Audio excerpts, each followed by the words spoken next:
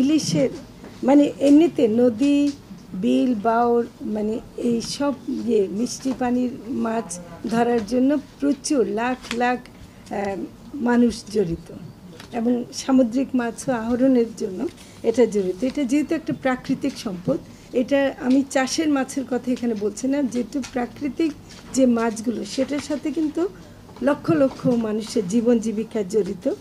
এবং আমাদের কিন্তু দুইটা দায়িত্ব, একটা হলো যে সরাসরি মানে ওই খাদ্য উৎপাদনটাকে বাড়ানো, আরেকটা হলো যারা এর পিছনে আছে তাদেরকেও রক্ষা করা। তাদেরকে যদি আমরা রক্ষা করতে না পারি তাহলে কিন্তু আপনাদের ওখানে আপনা থেকে আপনাদের টেবিলে চলে আসবে না মাছটা। হ্যাঁ, তো মা ইলিশ সংরক্ষণ অভিযান একটা আমরা পরিচালনা করেছি 2024 সালে, এবং এই সময় যেন প্রধান প্রজনন মৌসুম যেটা অক্টোবরের 13 তারিখ থেকে নভেম্বরের 3 তারিখ পর্যন্ত আমরা 22 দিনের একটা নিষেধাজ্ঞা দিয়েছিলাম, এবং এই সময় আহরণ, পরিবহন, মজুত, ক্রয় বিক্রয় সব কিছু বাজারজাতকরণ বন্ধ ছিল। এবং এই সময় কিন্তু অনেকগুলো মোবাইল কোর্ট হয়েছে, নৌ পরিবহন, নৌ পুলিশ, এমনকি নৌবাহিনী, কোস্টগার্ড এরা কিন্তু প্রচুর খেটেছে। আমি এবার খুব খুশি যে তারা অনেক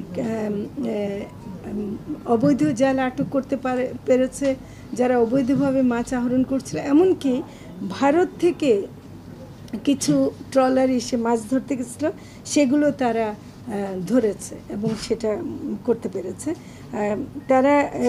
কিন্তু একই সাথে আমাদের আবার দরকার ছিল যে এই মানে ব্যান পিরিয়ড চলাকালীন জেলেদেরকে খাদ্য সহায়তা দেওয়া, তো সেটা আমরা দিয়েছি। আগে 25 কেজি করে দেওয়া হতো, এবার আমরা তাদের অনুরোধে এটা 50 কেজি করার অনুরোধ ছিল, আমরা 40 কেজি পর্যন্ত বরাদ্দ দেওয়ার জন্য এবার একটা উদ্যোগ নিয়েছি, সেটা আশা করি তারা আগামীতে পাবে।